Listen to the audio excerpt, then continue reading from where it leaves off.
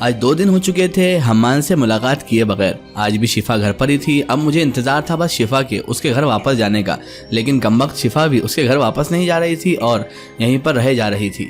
मन तो ऐसा कर रहा था कि शिफा को डायरेक्ट कह दूं कि यार तू अपने घर क्यों नहीं जाती, लेकिन ऐसा कहना मेहमान नवाजी के खिलाफ था और मेरी वालिदा फिर मेरी जान की प्यासी हो जाती कि उनकी बहन की लड़के की बेइज्जती कर दी मैंने। करूँ तो क्या करूँ समझ में नहीं आ रहा था। निखत के घर का बहाना लेकर भी नहीं जा सकती थी क्योंकि शिफा निखत को अच्छे से जानती थी और शिफा भी गले पड़कर निखत के यहाँ ही चले जाती। क्या करूँ कुछ समझ में नहीं आ रहा था। आज दूसरा दिन भी ऐसे ही गुजर गया और मैं हम्मान से मिल नहीं पाई थी।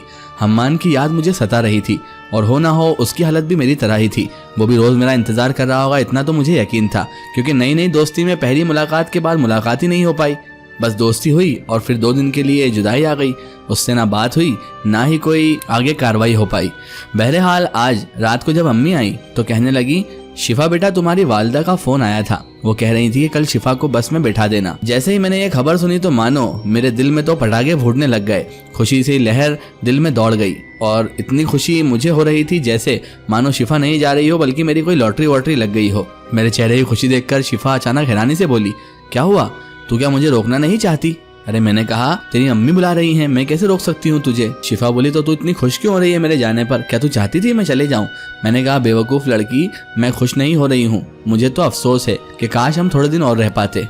शिफा बोलने लगी, तो मैं रुक जाती हूँ ना थोड़े दिन। मैंने कहा, नहीं नहीं, तेरी वालिदा ने बुलाया है, हो सकता है कोई काम हो वहाँ पर, ये भी हो सकता है कि कोई ववेला तो खड़ा नहीं हो गया वहाँ, तभी तेरी अम्मी तुझे बुला रही है। मेरी बात सुनकर शिफा भी सोच में पड़ गई और वो सोचने लगी शायद कुछ तो ऐसा हुआ है जो अम्मी ने मुझे बुलाया है। बहरहाल शिफा राजी हो गई और अब मैं सिर्फ सुबह का इंतजार कर रही थी। आज हम्मान के ख्याल और पुरजोश तरीके से मेरे वहमो गुमान में घूम रहे थे, क्योंकि कल अब मैं हम्मान से मिलने वाली थी। हम्मान से मुलाकात की खुशी इस कदर बढ़ गई थी कि नींद आने का नाम ही नहीं ले रही थी। रोज सोच सोच कर मेरी नींद उड़ जाती थी और आज खुशी के मारे नींद ही नहीं आ रही थी। समझ नहीं आ रहा था कि क्या करूं कि नींद आ जाए और ये रात कट जाए और सुबह मैं हम्मान से मिल लूं। पता नहीं क्यों मुझे हम्मान से मिलने की इतनी बेचैनी थी, जैसे वो मेरा दोस्त नहीं बल्कि दोस्त से भी ज्यादा बढ़कर हो, दोस्त से भी अजीज हो। ये जज्बात और ये तड़प मुझे अपने आप पर ही शक करने पर मजबूर कर रही थी। बहरहाल जो भी हो, ये एहसास और ये जज्बात मुझे बहुत अच्छे लग रहे थे। ऐसा मन हो रहा था कि जल्द से जल्द सुबह हो जाए और बगीचे का वक्त हो और मैं हम्मान से मिलने चले जाऊं, लेकिन ऐसा हो नहीं सकता था। वक्त का पहिया तो उसके हिसाब से ही घूमता है। यही सोचते सोचते नींद लगी और सुबह जब नींद खुली तो मेरे होश ही उड़ गए, क्योंकि घड़ी में जब टाइम देखा तो ऐसा लगने लगा शायद मैं सपना देख रही हूँ, क्योंकि इतने लंबे वक्त तक मैं अभी तक कभी नहीं सोई थी। आज तो रिकॉर्ड तोड़ नींद ने मेरा दिमाग खराब कर दिया था, क्योंकि घड़ी में टाइम देखा तो 1:30 बज रहे थे और ये टाइम तो बगीचे जाने का टाइम था। कमबख्त खुशी खुशी में रात को नींद देर से लगी और आज खुली है तो अब 1:30 बजे खुली है। इतना गुस्सा आ रहा था मुझे खुद पर कि क्या करा चांदनी तूने आज ये। वहाँ हम्मान इंतजार कर रहा होगा और अभी मैं सोकर उठ रही हूँ। जल्दी जल्दी फटाफट में गुस्ल खाने गई, नहाई और उसके बाद तैयार होकर बिना कुछ खाए पिए सीधे बगीचे के लिए रवानगी ले ली, क्योंकि निखत के वहाँ जाने का भी टाइम नहीं था और जल्द से जल्द बगीचे पहुँचना था। इसीलिए मैं सीधे बगीचे पहुँच गई। देखा तो हम्मान उस झूले पर बैठा हुआ उदास सा चेहरा लिए झूला झूल रहा था। मैं पहले तो उसे थोड़ा परेशान करना चाहती थी, इसलिए दूर खड़े होकर उसे देख रही थी। फिर उसके बाद छुपते छुपाते मैं पेड़ के पीछे चली गई, लेकिन मैं ये भूल चुकी थी कि वो एक जिनज़ादा है। वो पेड़ झूले के बहुत करीब था, इसलिए मुझे उसकी आवाज़ साफ तौर पर आ सकती थी और उसने इस बात का भरपूर फायदा उठाया, क्योंकि वो एक जिनज़ादा था, वो सब कुछ जानता था। फिर भी उसने जानबूझकर मेरे सामने ऐसी बात की। उसको मैंने सुना कहते हुए वो कह रहा था, पता नहीं अपने आप को क्या समझती है, नाम चांदनी है लेकिन कोई चांदनी थोड़ी ना है, काले बादल की तरह सिया हो रही है काली कलूटी। मुझे इतना इंतजार करा रही है एक जिन रात को, कोई कदर ही नहीं है मेरी। खुद तो इतनी काली है और अपने हुस्न के चक्कर में ये समझती है कि मैं उसके चक्कर में बैठा हूँ। अब नहीं बैठूंगा मैं उसके चक्कर में। मुझे उस पर बहुत गुस्सा आ रहा था, वो तो मेरी बैठे बैठे बुराई कर रहा था। मुझे अब गुस्सा आ गया। मैंने कहा, एक तो मैं इससे मिलने आई इतना रिस्क लेकर और ये मेरी बुराई कर रहा है बैठे बैठे, नहीं मिलना मुझे इससे। फिर उसके बाद उसने जो बात कही वो मेरे लिए चौंका देने वाली थी और तब जाकर मुझे यकीन हुआ कि मैं किसी इंसान से दोस्ती नहीं कर रही हूँ बल्कि जिनजात से कर रही हूँ।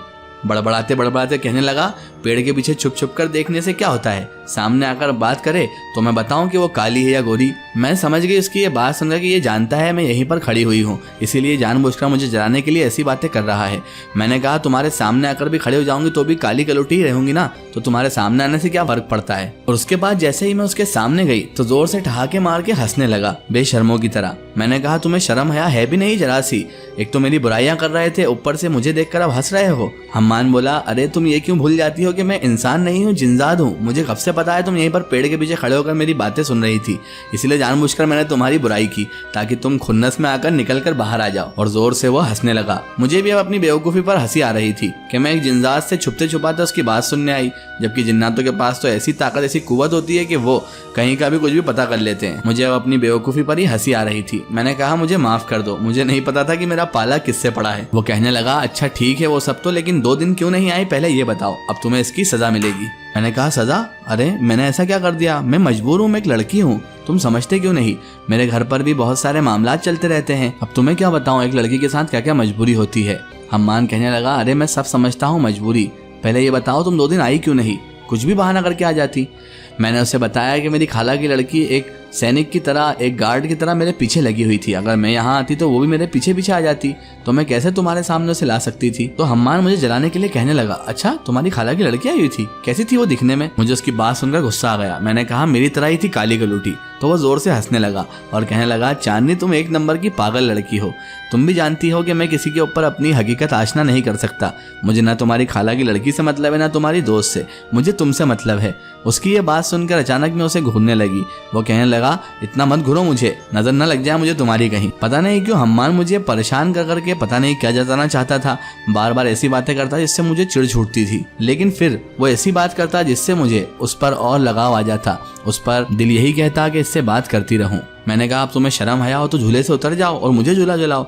कि लड़के कभी झूला झूलते हुए दिखे हैं तुम्हें? तो वो कहने लगा आइए मोहतरमा आइए, आपके लिए ही तो जगह रोक कर कब से बैठा हूँ कि कोई आकर ना बैठ जाए आपके झूले पर, आपकी शान में गुस्ताखी ना हो जाए। मैंने कहा ठीक है चलो अब मुझे झूला दो, मैं झूले पर बैठ जाती हूँ। मैं झूले पर बैठी तो मुझे झूला देते देते वो कहने लगा अच्छा ये बताओ तुम्हारे घर में कौन कौन है? मैंने कहा मैं हूँ, मेरी वालदा, और कोई भी नहीं है। हम्मान कहने लगा तुम्हारा कोई भाई वगैरह नहीं है? मैंने कहा नहीं, मैं इकलौती हूँ। तो हम्मान कहने लगा मुझे लगा तुम्हारे 3 भाई और हैं जो शादी बाद तुम्हें और तुम्हारी वालदा को छोड़ गए हैं। हम्मान के मुंह से एकदम ये बात सुनकर मुझे उस पर गुस्सा आ गया। मैंने कहा तुम्हें मेरी लाइफ में इतना ज्यादा इंटरफेयर करने की कोई जरूरत नहीं है। तुम्हें क्या मतलब मेरे भाइयों से? तुम्हें मुझसे मतलब है ना, तो मुझसे मतलब रखो। मेरे भाइयों के बारे में मुझसे कभी बात मत करना हम्मान, वरना ये दोस्ती वहीं पर खत्म हो जाएगी। हम्मान ने अचानक झूला रोका और कहने लगा देखो फिजूल बात मत किया करो, दोस्ती खत्म करने के लिए नहीं करते, और तुम्हें अगर खत्म करना है ना तो अभी खत्म करके चले जाओ। ये बार बार धमकी देने की मुझे कोशिश मत करना। मैं जो भी रिश्ता निभाता हूँ दिल से निभाता हूँ, और अगर तुम मुझे बार बार धमकी देती हो तो इससे अच्छा यही है कि तुम इस दोस्ती को अभी खत्म कर दो, क्योंकि अगर मैं आगे बढ़ गया तो मैं तुम्हें भी छोड़ने नहीं दूंगा, ना ही मैं तुम्हें छोड़ूंगा। मैंने उसके मजे लेते हुए कहा अच्छा मुझे छोड़ोगे नहीं? मतलब क्या मुझे मार दोगे? उसने अपना मत्था पकड़ लिया और कहने लगा बेवकूफ लड़की, तुम्हें मारूंगा नहीं, मैं छोड़ने से मुराद ये कह रहा हूँ कि तुम्हारा पीछा नहीं छोड़ूंगा। और बार बार कोई चांदनी जैसी लड़की मिलती है क्या, इतनी खूबसूरत, इतनी होनहार, इतनी ज्यादा सलीके वाली?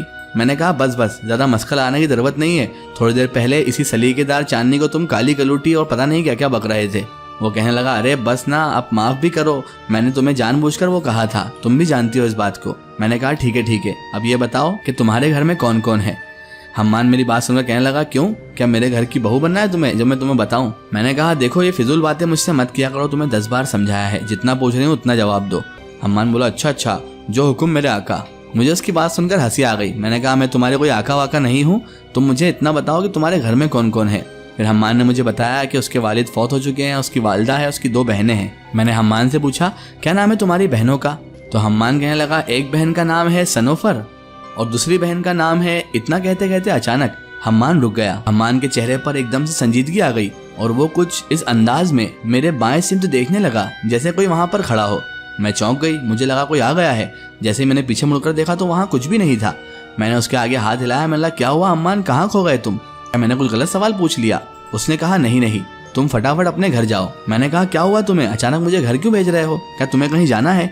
तो वो कहने लगा नहीं, तुम्हें घर जाना चाहिए, तुम्हारी वहाँ ज्यादा जरूरत है। जाओ चांदनी तुम अपने घर जाओ, अब हम कल मुलाकात करेंगे। मुझे उसका रवैया बड़ा अजीब लगा, लेकिन कर भी क्या सकती थी, अब उसे रोकने से तो रही, अगर उसे ज्यादा फोर्स करती तो वो मुझे गलत समझता। मैंने कहा ठीक है हम्मान, हम कल मिलते हैं, लेकिन कल तुम ऐसा मत करना, कल मुझे अपने बारे में सब कुछ बताना। उसने कहा ठीक है, अब जाओ तुम, अल्लाह हाफिज, जल्दी से घर जाओ। समझ नहीं आ रहा था कि हम्मान मुझे जल्दी से घर भेजने में क्यों लगा है। रास्ते पर उस पर गुस्सा करते हुए यही सोचते हुए आ रही थी कि एक तो मैं बात करने के लिए गई थी उससे, और बात तो की नहीं ढंग से उसने, और मुझे घर भेज दिया। पता नहीं किस तरह का जिनजादा है ये। रास्ते भर उसको कोसते हुए, उसके बारे में अनाप शनाप सोचते हुए मैं घर आई, और घर आई तो देखा निखत मेरे घर पर मौजूद थी। मैंने निखत को घर पर देखा तो मैंने कहा निखत तू यहाँ क्या कर रही है, यहाँ पर तू, वो भी अकेले? निखत की आंखों में आंसू थे और वो कहने लगी, तू कहाँ गई थी चांदनी, तू कहाँ थी सुबह से? मैंने कहा, मैं तो कहीं नहीं गई थी, सुबह में लेट सोकर उठी थी तो अम्मी और शिफा दोनों घर में नहीं थी, मुझे लगा अम्मी शिफा को छोड़ते हुए उनके काम पर चली गई होंगी। तो निखत रोने लगी और कहने लगी, तुझे पता भी है तेरी वालदा के साथ क्या हुआ? मैं एकदम घबरा गई सुनकर। मैंने कहा, क्या हुआ अम्मी के साथ? निखत कहने लगी, तेरी वालदा तेरी खाला की लड़की शिफा को बस में बिठाकर जब सड़क क्रॉस कर रही थी तो एक कार ने उन्हें टक्कर मार दी और वो हॉस्पिटल में भर्ती हैं, जल्दी चल तू। जैसे ही मैंने ये सुना तो मैं एकदम से होश बहाल हो गई। अचानक आंखों के सामने अंधेरी महसूस होने लगी। मैंने कहा, क्या हुआ मेरी वालदा को, वो ठीक तो है ना? निखत मुझे संभालते हुए बोली, जल्दी से चल अस्पताल, वो तुझे ही याद कर रही हैं बार बार। हम दोनों फटाफट रिक्शा करके सीधे अस्पताल पहुंचे। अस्पताल में गए तो माँ को इस तरह बेहाल देखकर, आईसीयू में देखकर मेरी हालत और गैर होने लगी। अम्मी के सामने जाकर मेरे आंसू अपने आप निकलने लगे। अम्मी तो अब बेहोश पड़ी हुई थी और उनके हाथ पैर सब जगह बहुत ज्यादा चोटें आई थी। दोनों पैरों की हड्डियां पूरी तरह से टूट चुकी थी और उनके जिस्म पर जगह जगह चोट आई थी। अम्मी को इस हालत में देखकर मैं फूट फूट कर रोने लगी। निखत मुझे संभालते हुए बोली, हिम्मत रख तू चांदनी, ऐसे टूट मत, तुझे ही इनका ध्यान रखना है। निखत इतना कहकर बोली कि मैं घर से अब्बू और इनको बुलाकर लाती हूँ, वही हमारी मदद करेंगे। चांदनी, यहाँ पर बड़ों का होना बहुत जरूरी है। बहरहाल निखत तो चले गई वहाँ से। तभी डॉक्टर मेरे पास आए और कहने लगे और मेरी अम्मी का नाम लेके बोले कि इस पेशेंट के साथ कौन है। मैं फटाफट अम्मी का नाम सुनते ही खड़ी हो गई। मैंने कहा, डॉक्टर साहब मैं हूँ इनके साथ। तो वो कहने लगे, आपके घर में कोई बड़ा नहीं है? मैंने कहा, नहीं, मेरी वालदा और मैं ही हैं, हमारा इस दुनिया में कोई नहीं है। लेकिन आपको पता है कि हॉस्पिटल का कामकाज तो हॉस्पिटल के हिसाब से ही चलता है और डॉक्टर तो डॉक्टर ही होते हैं। उन्होंने कहा, ठीक है, तो बेटा अगर तुम्हारे पास पैसों का इंतजाम हो तो तुम अपनी वालदा का यहाँ इलाज करवाओ, वरना किसी सरकारी अस्पताल में लेकर चले जाओ, क्योंकि इनकी हालत बहुत ज्यादा सीरियस है और आज रात को ही इनका ऑपरेशन करना बेहद जरूरी है। मैंने कहा, सरकारी अस्पताल में क्यों ले जाऊं मेरी वालदा को? आप बताइए क्या करना होगा मुझे ऑपरेशन के लिए? डॉक्टर ने कहा, अच्छा तो आप चाहते हैं यहीं पर इलाज हो तो आपको डिपॉजिट करना होंगे हमारे पास रुपए। मैंने कहा, कितने रुपए डिपॉजिट करना होंगे? मुझे तो पता भी नहीं था कि हॉस्पिटल में कितने पैसे लगते हैं, क्योंकि अल्लाह के करम से कभी काम ही नहीं पड़ा था। डॉक्टर साहब बोले, बेटा इनके ऑपरेशन करना पड़ेंगे, दोनों पैरों की सर्जरी होगी और जगह जगह जहाँ पर लगी है वहाँ पर भी अगर जरूरत पड़े तो सर्जरी करना पड़ेगी। कुल मिलाकर 5 लाख रुपए का खर्चा आएगा। 5 लाख सुनते ही मेरे तो होश उड़ गए, क्योंकि इतने पैसे तो मैंने अपनी जिंदगी में कभी देखे भी नहीं थे और आज उनकी जरूरत थी मुझे। मैंने उनको झूठा दिलासा देते हुए कहा, डॉक्टर साहब ठीक है, मैं कुछ ना कुछ इंतजाम करती हूँ। डॉक्टर साहब बोले, बेटा आपको 12 बजे तक इंतजाम करना ही होगा, वरना आपकी माँ की जान खतरे में जा सकती है, क्योंकि रात को अगर ऑपरेशन नहीं हुआ तो कल इनकी हालत और ज्यादा गंभीर हो सकती है। मैंने कहा, फिक्र मत करें पैसों की, मैं कहीं ना कहीं से इंतजाम करके रहूंगी। डॉक्टर साहब तो चले गए, लेकिन टेंशन का भार मेरे ऊपर छोड़कर चले गए। इसका एक ही स्टोरी हम देखेंगे इसके अगले पार्ट में। अगर आप भी अपनी जिंदगी की कोई सच्ची कहानी या सच्ची घटना हमसे शेयर करना चाहते हैं या आप अपनी कोई स्टोरी हमारे चैनल के जरिए शेयर करवाना चाहते हैं तो हमारे Facebook page my story book को फॉलो करें और उस पर हमसे जुड़ें।